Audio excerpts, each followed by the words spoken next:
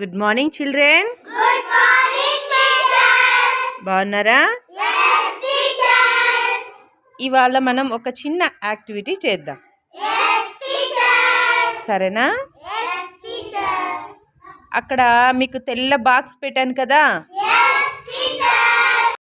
అందులో lollipop sticks ఒక 90 పెట్టాను. yes teacher. సో దాన్ని ఇప్పుడు నవదీప్ ఆ 90 స్టిక్స్ని తీసుకొని ఒక్కొక్కరికి 10 స్టిక్స్ ఇస్తాడు. yes teacher.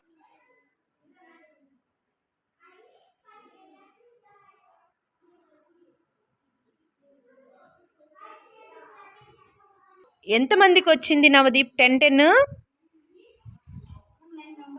9 మెంబర్స్కి వచ్చింది. Very good. ఇప్పుడు ఆ స్టిక్స్ని ఆ బాక్స్లో వేసేయండి.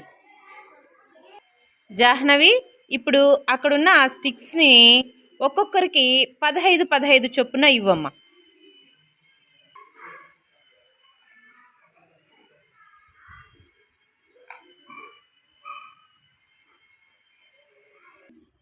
సో 90 స్టిక్స్ని 15 ఇవ్వడంతో ఎంతమందికి ఇచ్చావు? 6 మెంబర్స్కి ఇచ్చావు కదా. డివిజన్ అంటే ఏంటమ్మా జోస్నా? డివిజన్ అంటే ఏంటమ్మా? Repeated subtraction. SIT down. ఇంతవరకు నవదీప్ తర్వాత జాహ్నవి ఏం చేశారు? నవదీప్ ఏం చేశాడు?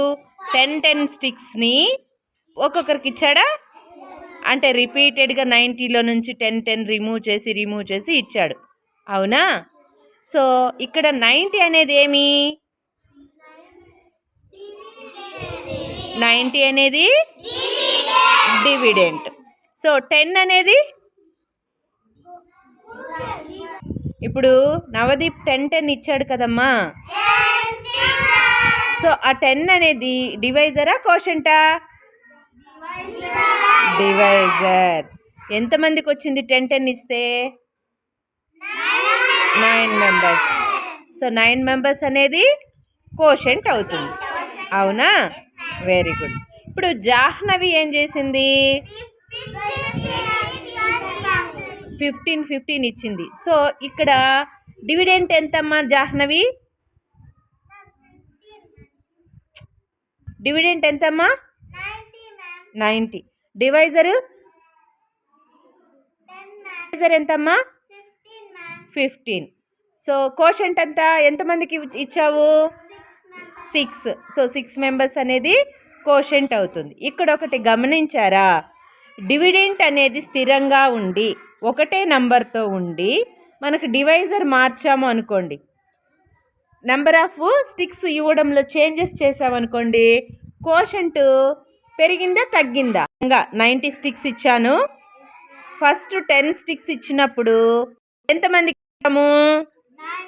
9 మెంబర్స్ ఇచ్చాము. మీరే చెప్పారు 9 అనేది కోషంట్ అని చెప్పారు. అవునా? ఓకే. అదే 15 ఇచ్చినప్పుడు ఎంతమందికి ఇచ్చాము? 6 మెంబర్స్కి ఇచ్చాము కదా. ఇప్పుడు చెప్పండి, డివైజర్ పెరిగితే కోషంట్ తగ్గుతుందా పెరుగుతుందా?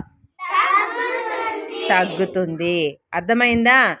ఏదైనా సరే డివిడెంట్ అనేది స్థిరంగా ఉండి డివైజర్ పెరిగిందంటే కోషంట్ వాల్యూ తగ్గుతుంది. ఓకేనా చిల్డ్రన్?